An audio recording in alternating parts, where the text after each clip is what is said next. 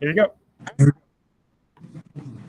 Terrific. Good morning, everyone. It's Friday, December 13th, 2024.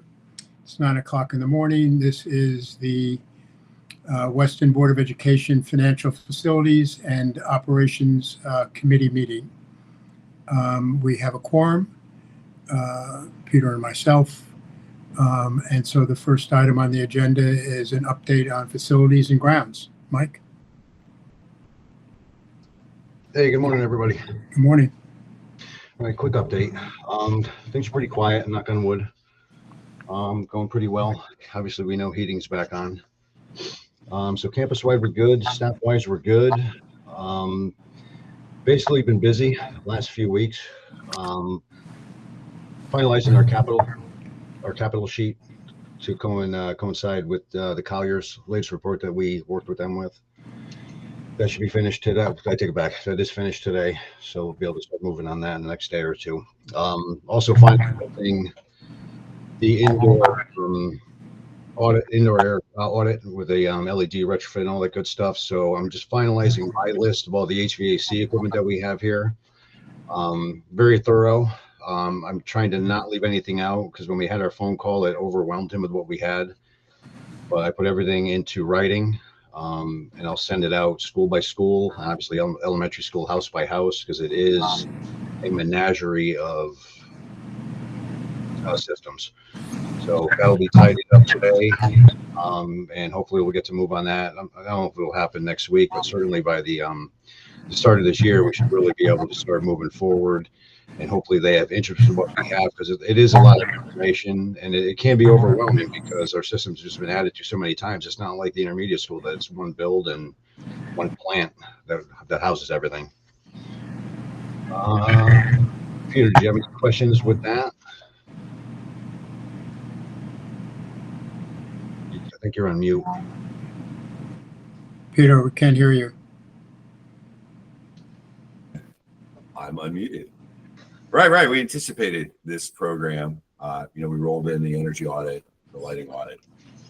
Maybe you got a little delayed because of your other responsibilities in the fall, but it's good to move this forward and hopefully find means to improve our illumination and save some electricity. That was sort of my building health agenda ask anyway, so we sort of covered that agenda item.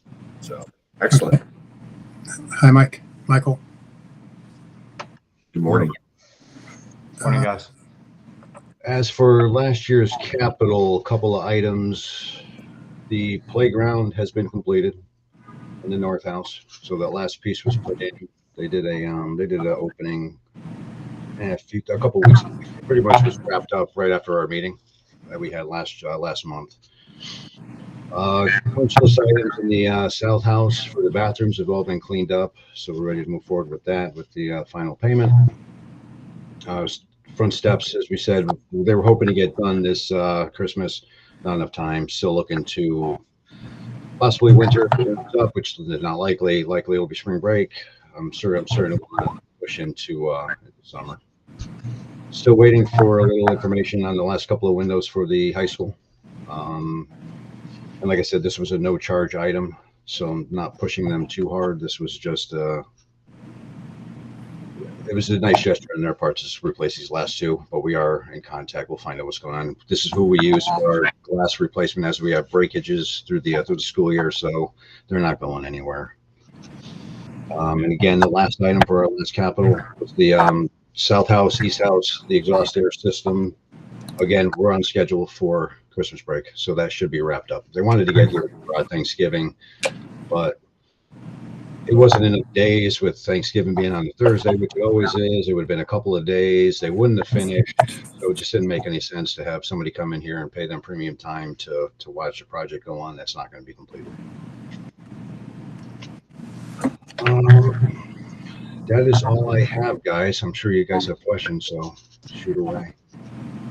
Michael, Peter? Right. Michael, you covered everything I have, so get that. Sounds good. Yeah.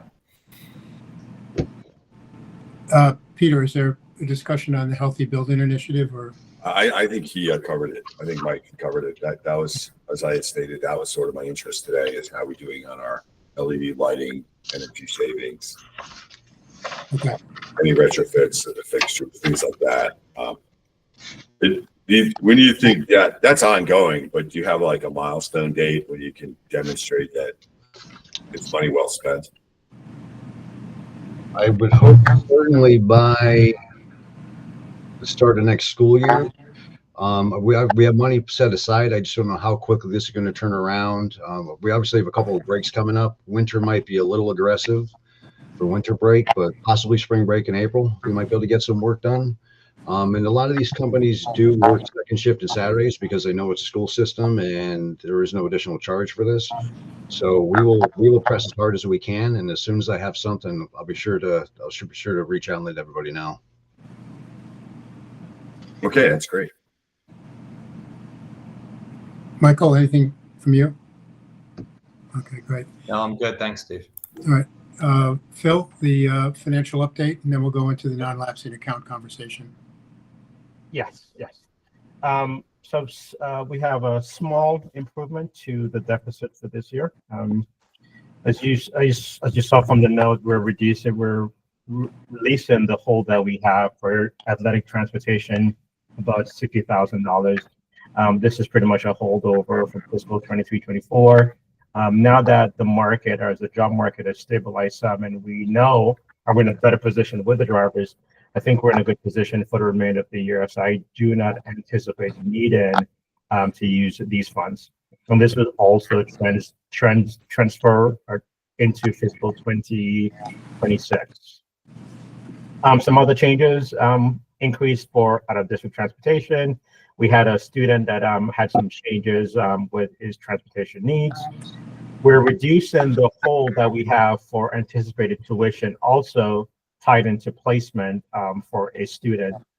So all in all, that's combined, we're looking at about $83,000 worth of savings there. In addition to that, we're going to have better than expected revenue offset increase. Non-resident tuition is down. We have 2 fewer students. Pre-K tuition is going to be slightly up. As you recall, we did increase the tuition rates in about March or so. So this is pretty much driven by that.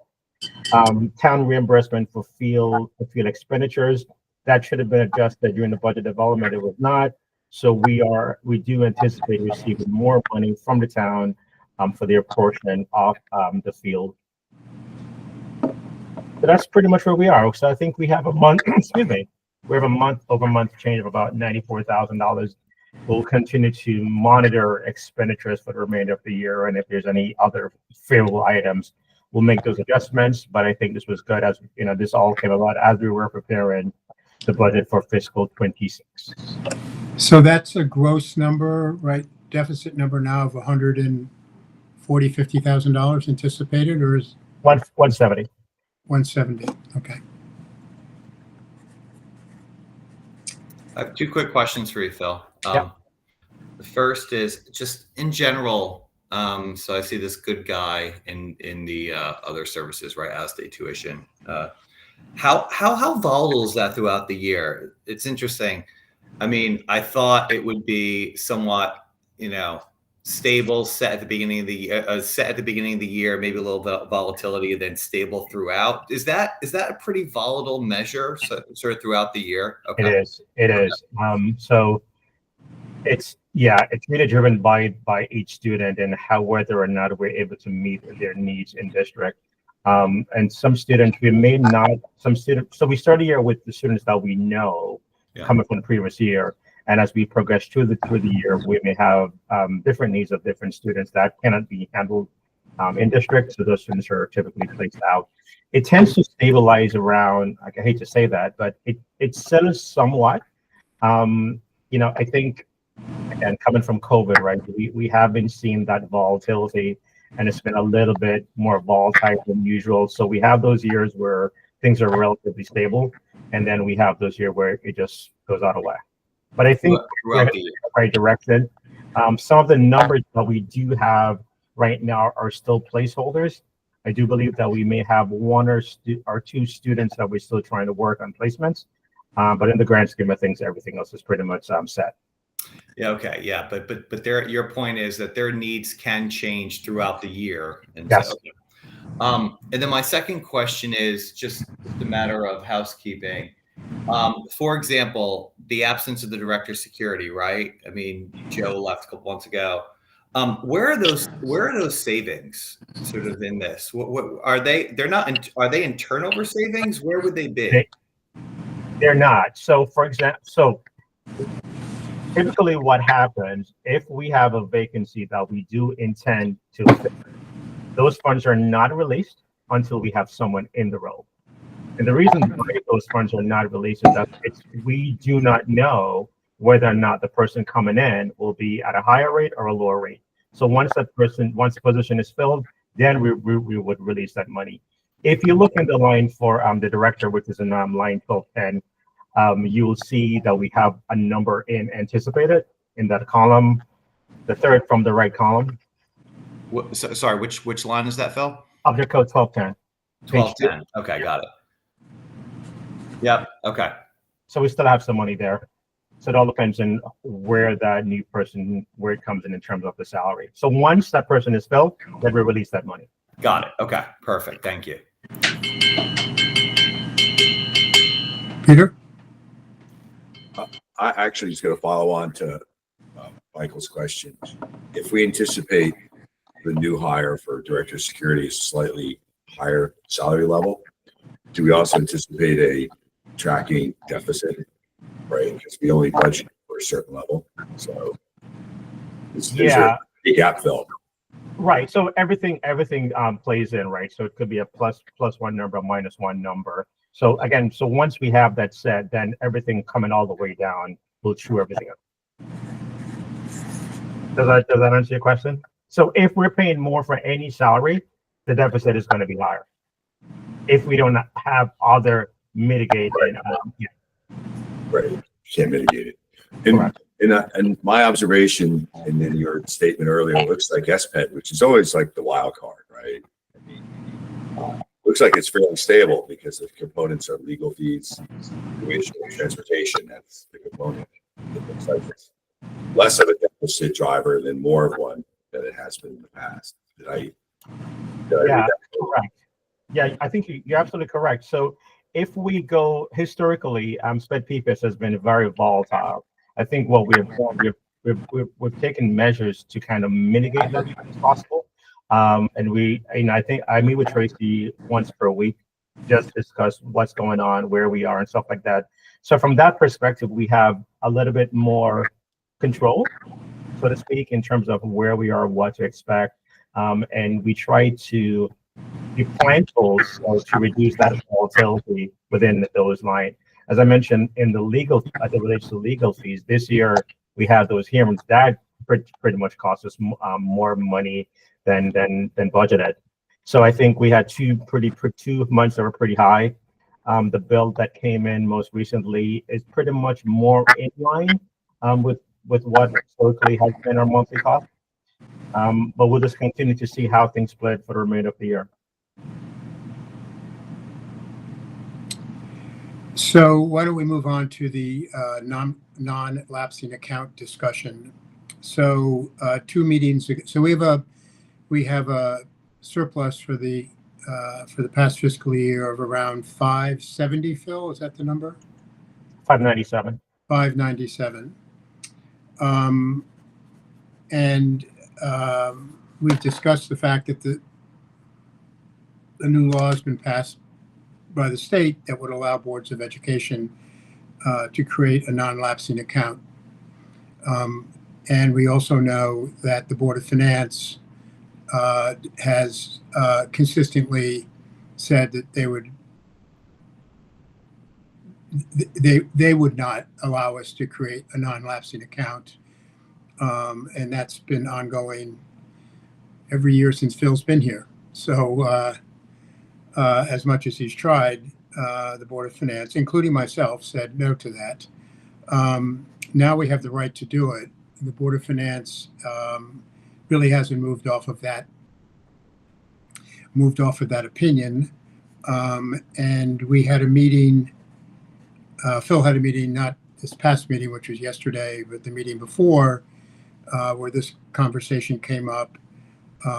And at a minimum, they wanted us to return $230,000, which was a supplemental appropriation that they approved this past fiscal year. And that's where the conversation started. Mike Imber and I have had 2 or 3 conversations on this topic.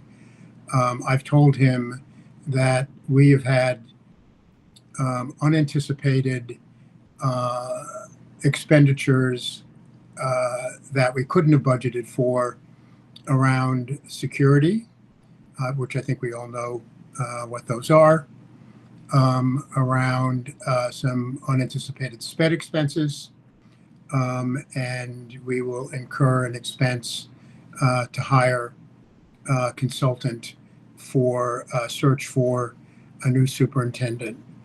And so in rough numbers, that added up to $50,000, $50,000. Is that what we came up with? Give or take, yeah. Yeah, give or take.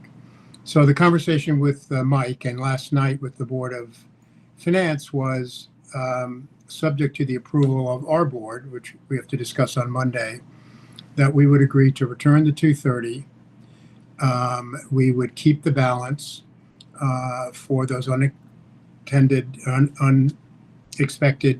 expenses, and that we would agree going forward that we would not create a non-lapsing account.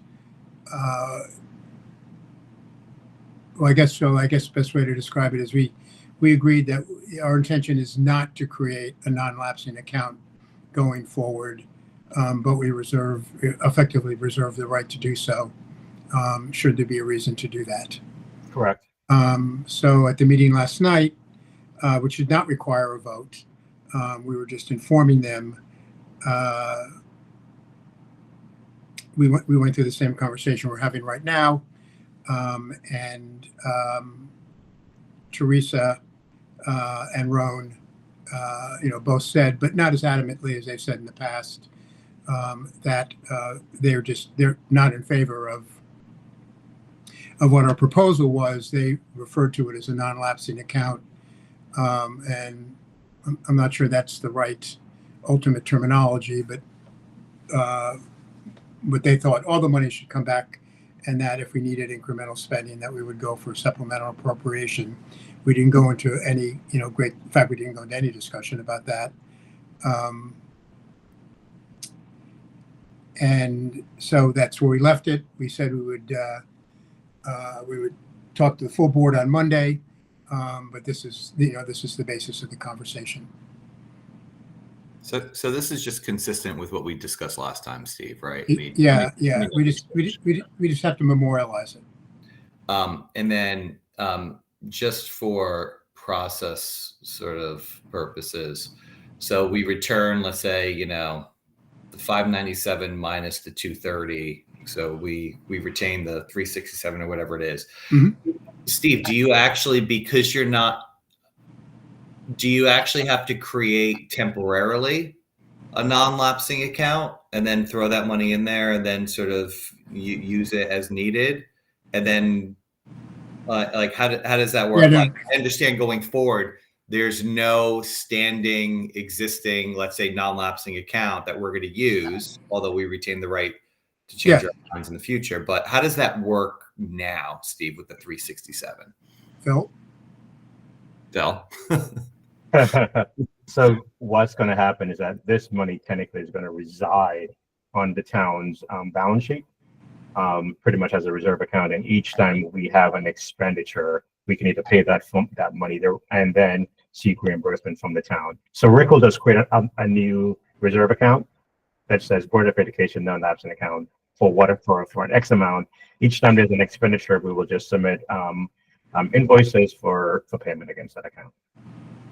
And then last question here is we do not have to, just confirming, I think I know the answer to this, but we do not have to go back to them then to spend that 367 residual. Okay, got it. Mhm. Perfect. Yeah. But in, Teresa said, well, what if you don't spend it all? What are you going to do with it? And we'll account for it. And if we get towards, if we get towards the latter part of, the latter part of the fiscal year, I think I understand where they come from. So, if Yeah, we me end up not spending it or don't have, or something is, it doesn't look like we're going to spend it, we'll just return it to them. And, it's all of our money. It's not like we're, it's ours versus theirs. So I agree with Teresa that if we get down towards the tail end, we'll account for it and we'll return it. Okay, great. Thanks, Steve. It sort of has an expiration date, and Yeah, it has it has an expiration date. right. But we have two immediate identified needs to work that. Right, but I want to go into this budget. I want to go into this budget season, with with a good feeling all around between ourselves and the Board of Finance. Yeah, makes sense. Okay, thanks for the update. Okay. Michael knows, but maybe you don't, Peter. So we did hire a new director of safety and security yesterday. So we'll make that announcement on Monday. Michael's met him. Met Michael and David have met him. They interviewed him. And from everything I've been told, you guys are quite impressed with him. So he's a retiring is he a lieutenant or a captain from Fairfield, Mike? He's a lieutenant. Yeah, so he's a lieutenant from Fairfield. Yeah, look, he's an impressive guy. He's got 20 years background in the Marines, something along those lines. He's been heading up the security for the Fairfield School District now for a couple of years. Look, he's a no nonsense guy, and I think he's going to hold people accountable, including himself. He's got a lot of project management experience.